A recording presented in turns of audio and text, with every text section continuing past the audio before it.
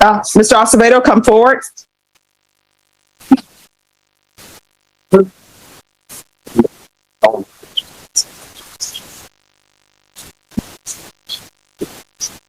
It's not form. Okay. All right, so Mr. Pause right here. Motion to revoke means the court is deciding whether to cancel someone's probation and send them back to jail. High stakes moment. Imagine knowing one wrong word could land you behind bars again. What would you say in that situation? Acevedo, what happened on your motion to revoke out of misdemeanor court? Well, I got revoked, but I'm really good at giving capital card speeches, so I spent the shortest year in jail possible. But other than that, yes, it was revoked, and I've done for the first DWI, and I'm very like your position. All right, so where are you staying? I'm currently staying at 1835 Lock Hill. Well, no. I mean, who are you staying with? That's my fault. Michael Barrymore, former partner, and it's complicated. And when you say former partner, Oof. Living with a former partner while on probation? That's a legal and emotional minefield. Judges care about stability. If your home life looks unstable, your probation looks unstable. Ever wonder if the court should be allowed to dig this deep into someone's personal life? is this someone you used to date? It's And I'm asking you. a boss type thing. It's the actions of myself and as well as the circumstances throughout the last 2 years have turned the relationship rather sour. All right, so do you have some place else to stay? Not realistically, no. I mean, I did, to show to the court, I did apply for an Oxford house, ironically yesterday, and so, but they rejected me mainly because of the situation. Obviously, going to court tomorrow, you understand how it can be sometimes. Obviously, it doesn't really make too much sense to go, hey, I'm going to an Oxford house, then, oh yeah, by the way, you're going to spend 5 years in the PC. But ultimately, I do for now, but should something arise, like let's say, like I explained to the person, it's okay if I do. I'm not trying to rant necessarily. I would like to at least elaborate on the situation. No. I appreciate your communicating with me. But yes, thank you.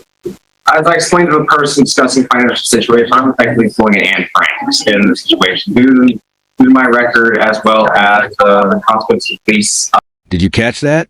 He admits to basically hiding from police, calling it pulling a Franks. Not exactly something you want to brag about to a judge. This shows how honesty in court can backfire, or maybe he's trying to own up and show change. What do you mean you're pulling an Anne Frank? That means I'm not hiding effectively on release illegally. So they found me out. That's the reason we I ended up homeless in the original situation. And while All right, so let me ask you this. What about lifetime recovery? Have you tried there?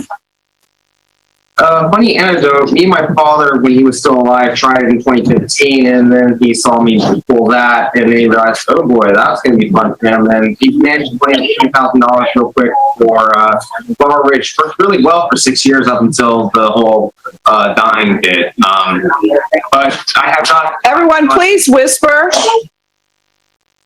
Yes. But it is something I'm looking to pursue. Ultimately, I mean, I could ask family members to see if they, family, friends, there's not too much family left after that incident, but to say about something else, but it is something that I'm willing to pursue, though. I'm going to have to play Rehab Prison Edition there, so. Wait, Rehab Prison Edition? That's a dark but telling joke. He's describing how prison can feel like its own twisted recovery program, with hustling, trading, and survival rules. Question for you. Do you think prison can ever actually rehabilitate people, or does it just harden them? What is Rehab Prison Edition? Believe me, spend enough time behind bars, you tend to, I mean, granted, obviously it'd be very improper for a judge to spend much time behind there, but there's a lot more wheeling and dealing and a little more of undercurrents of convict justice that might go on in certain environments there.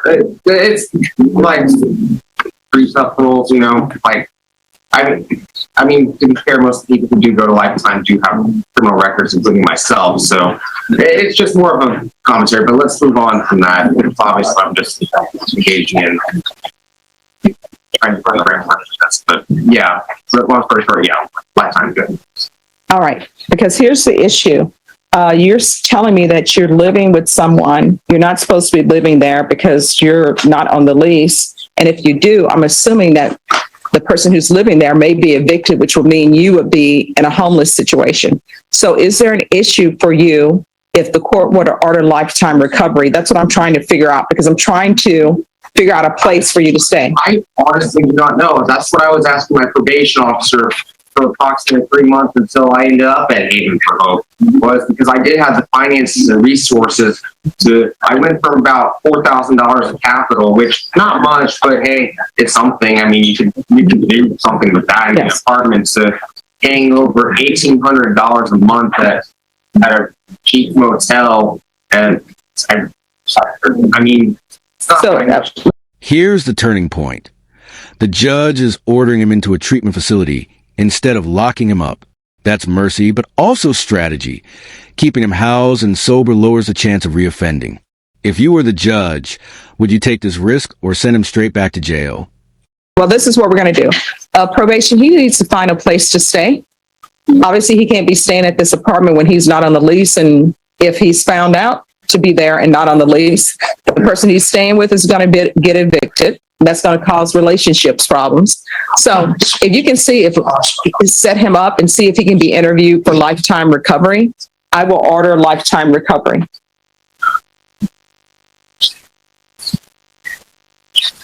And if that doesn't work, just see what else is available.